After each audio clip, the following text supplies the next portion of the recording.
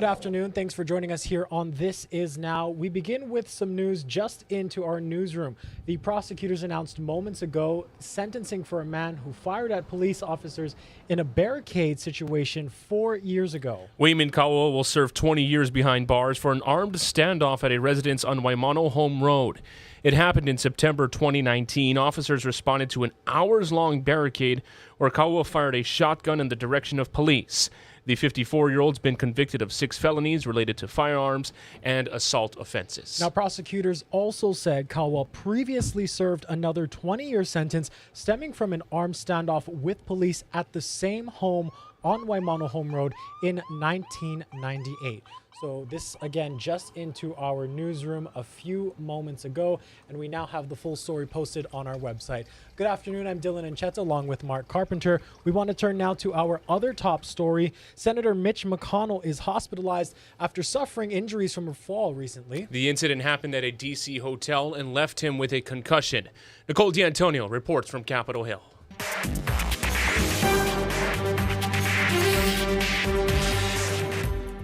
Lord, bless Senator McConnell. Senate Minority Leader Mitch McConnell is top of mind on Capitol Hill as he remains hospitalized in Washington. I called the leader this morning and spoke briefly with his staff to extend my prayers and well wishes. A spokesperson for the Kentucky Republicans says he tripped at a local hotel during a private dinner. He has been admitted to the hospital where he is receiving treatment.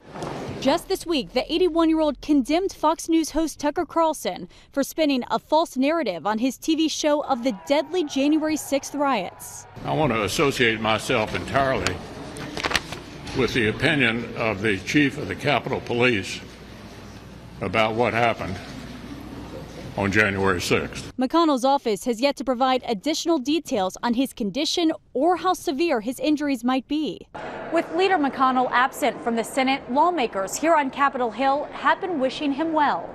Along with our colleagues, I look forward to his speedy return to the United States Senate. Back in 2019, McConnell took a spill at his Louisville home, fracturing his shoulder. The accident required weeks of recovery and physical therapy. The 81-year-old also had triple heart bypass surgery back in 2003 and is a survivor of childhood polio. This year, he became the longest-serving party leader in U.S. Senate history. Nicole D'Antonio, CBS News, Washington. Back here at home, tense moments at Hanauma Bay this morning when Ocean Safety resuscitated a 76-year-old woman pulled from the water. This was around 8 a.m. Lifeguards spotted the snorkeler in trouble about 10 feet offshore.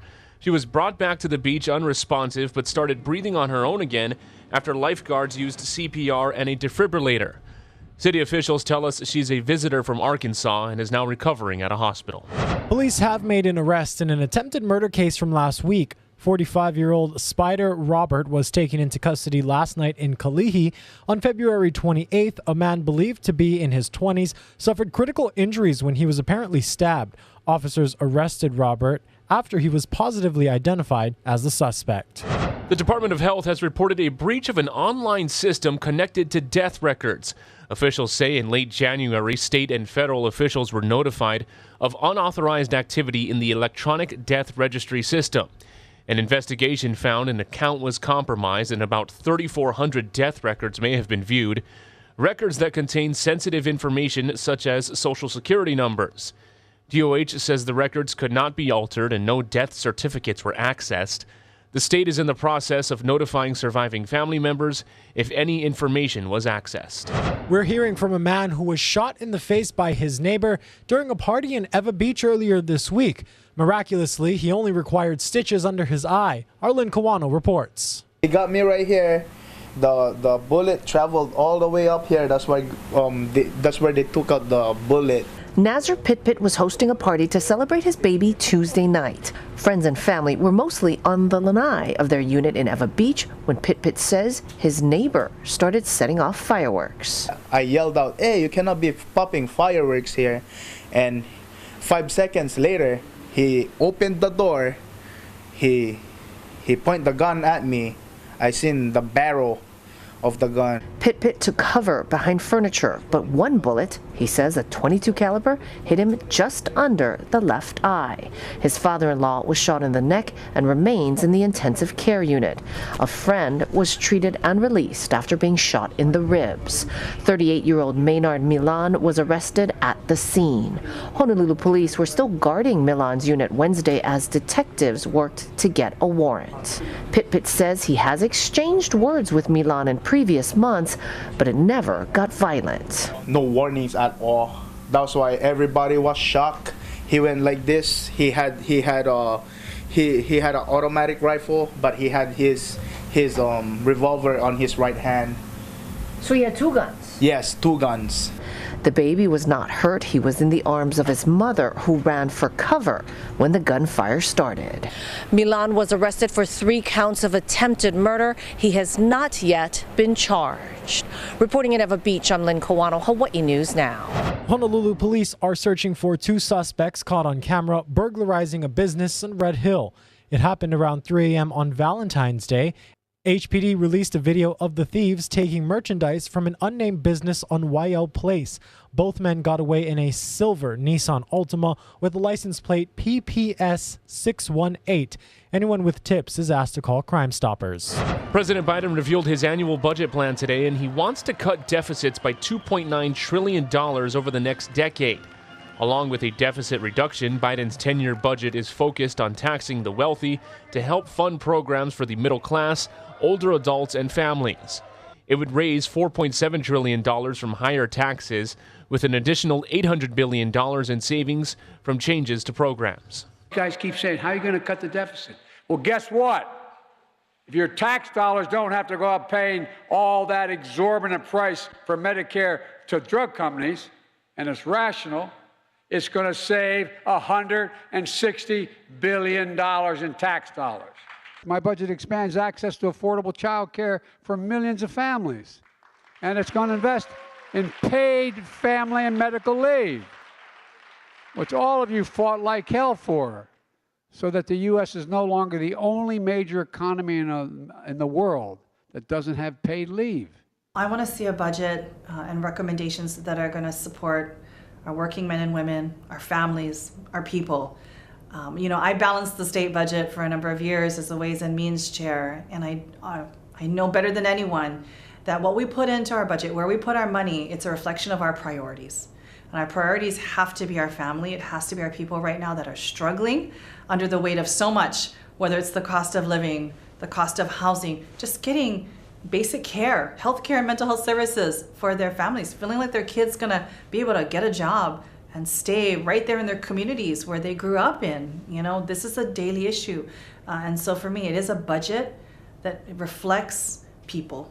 Under the current proposal, Biden's package of tax and spending priorities is unlikely to pass the House or Senate, and Republicans have signaled they plan to reject the plan.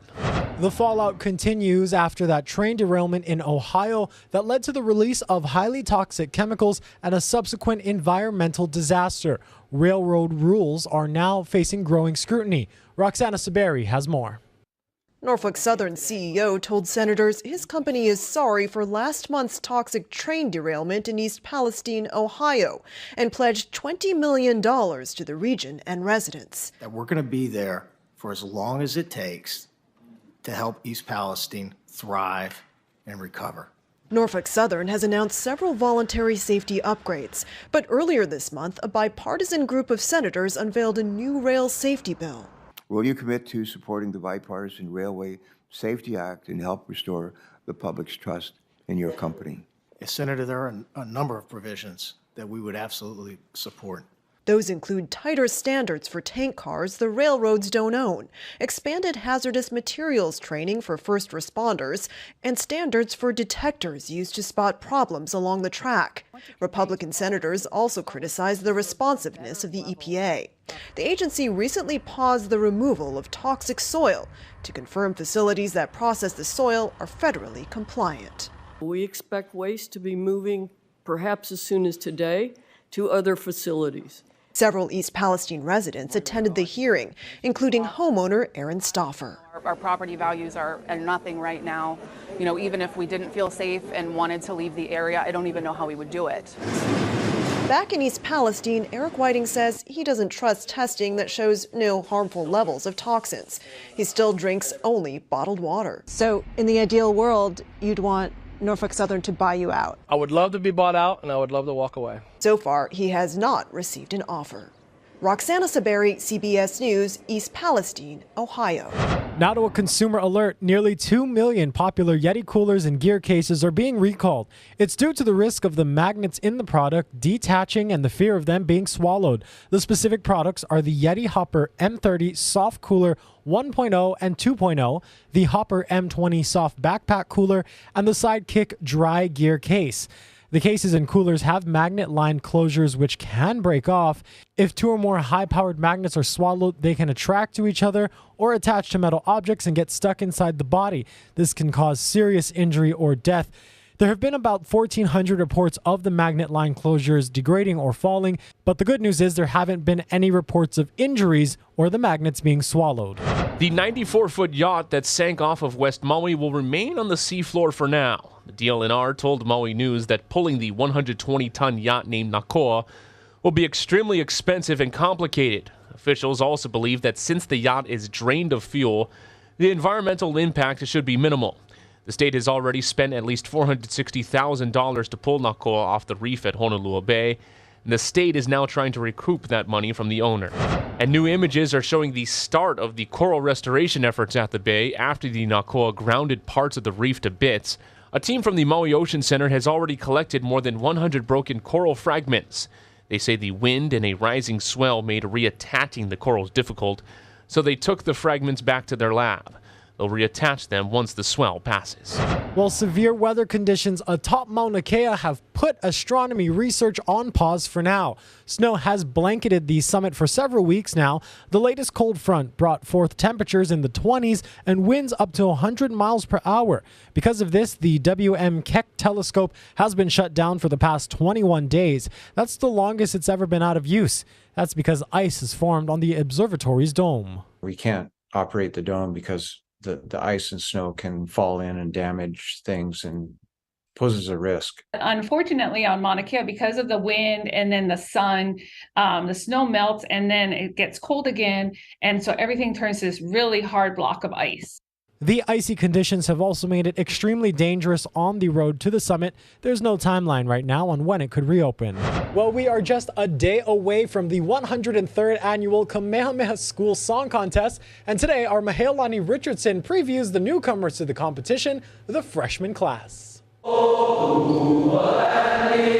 This year, Kamehameha freshmen will be singing a fun song about Kupa Landing in Ho'okena on Hawaii Island's west side. It's mainly about how the Paniolo would take the cattle to the Kupa Landing, and they would put on intership on the steamships, and they would take the cattle into island to different harbors. There's also a deeper meaning. It's really a song about how you love your home, that one place that you long to be.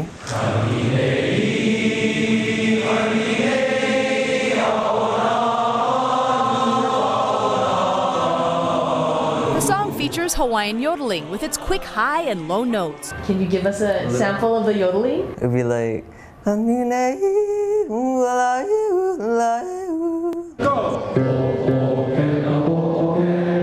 Brendan Akawili said he wanted to be a freshman song director to show leadership and make a positive impact. You see your whole class looking at you, paying attention, and really trusting you to bring them in. Besides being a song director, he's an athlete and in the band. Akawili says he's grateful for his kumu or teachers and coaches during this busy song contest season. They're so understanding, and they really give me the chance to be the best director as I can.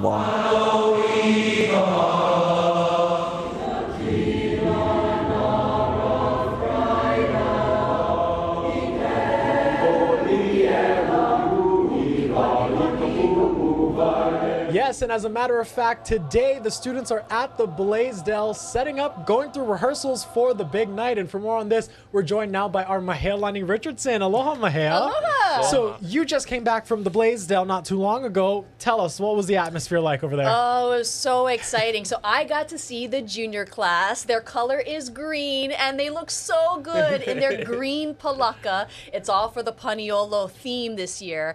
And the interesting thing is, so each section gets to go, the women, the men, and then the co-ed. And then they actually tape record their performances so they can listen to each other, and then they get critiques. In fact, one of the critiques was, okay, ladies, just imagine you were in the middle of Waimea riding your horse, you got your tittabun, and you're wild and free, and so that really helps with the music and the storytelling. Yeah, that's such a fun time too, and I always say that rehearsal day before song contest is one of the best days on the Kamehameha School's calendar because your entire day is with rehearsals at the Blaisdell. How would you describe the energy of the students, because that really is kind of that first taste of after all the rehearsals on campus, that's your first time with the lights at the arena. Absolutely. And Mark, these rehearsals last for months. Oh, yeah. And so, sometimes people take it seriously and others don't. There's a lot going on as a high schooler, right? Yeah. But by the time you get to the Blaisdell, it's serious. Yes. This is a competition, and you've got to control all of your nerves and make sure you're focused on your song because you got to bring it on Friday night. Mm-hmm. And I got to ask, both of you guys are Kamehameha School's alum here. So take us back to your years. The school rivalry, some people, they brush off the record of winning or losing, and others take it real seriously. So as alum, what's it like to go back and watch Maybe this event? start with Maheo because I think your class was more successful. Okay, so I will publicly say 1991, we were pink. And our women and co-ed won. The men unfortunately didn't win. We were kind of salty at the boys. We're like, see, they didn't pay attention during rehearsals. But it really was a fun experience. And I could say, Mark, it really shapes you for the rest of your life. Yeah, class of 2008. You could talk about the men not winning, okay? But we have the proud distinction of not winning at all during our time, okay? You're in that class. We won a director award and we won a Olelo Hawaii award early on in our careers. But gosh, that was a fun time. So proud to be a part of Song Contest and so many great memories. But I will say this will always stand out and this will always be something that we'll talk about at reunions. When we were seniors, we're thinking, okay, this is our year, all right? This is the year that we're finally going to take it home. All right, we're going to go out. We're going to make up for all the lost years. We were seniors, all right? We got swept by Zach Lum's sophomore class. Oh, as we all know, you're Zachary famous. Lum. Your class was famous. I guess so, right? We're the opponent in that conversation. But yeah, so proud distinction there. Shout out to Zach Lum, who is a very active member of the Hawaiian music community today. But it's so always, it makes sense, yeah, okay? Yes, but thank you guys so much for sharing your insight on this. We are definitely looking forward to this. Again, the Kamehameha School Song Contest happening this Friday. We're going to be airing it on air and online. Keep an eye out for social media for all the web extras that we'll be putting together. And Mahea's going to be hosting. It's going to be such a magical night out there. Always a fun time. Yeah. Shall we sing Imua? That's right. Stay tuned for the web extra, guys.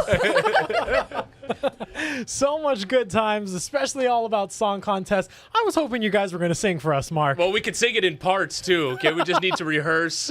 And let me just go back to what I was saying about Zach Lum's performance, all right? So they sang Kiali Iraishel's Kanohona Pilikai. Yes. Iconic. As soon as they started singing it, we're like, okay. Guys, he's not cooked. bitter at all. Not bitter at all these years later. But no, again, Kamehameha School Song Contest happening tomorrow. We are all so excited about it. But for now, we're going to shift gears and take a look at your island weather. Here you go.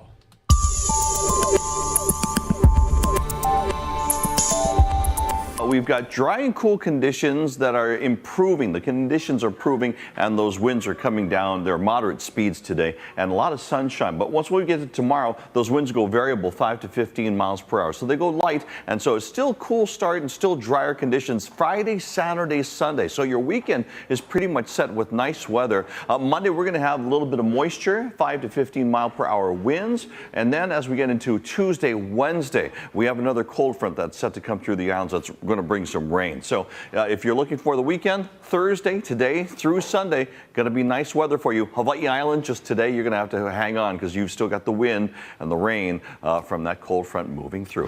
Tsunami experts are keeping an eye on what's happening in the North Pacific after a swarm of earthquakes were detected below an Alaskan volcano. The Tanaga volcano is located in the remote Aleutian Islands and hasn't erupted in over a century, but quakes hint at some reawakening.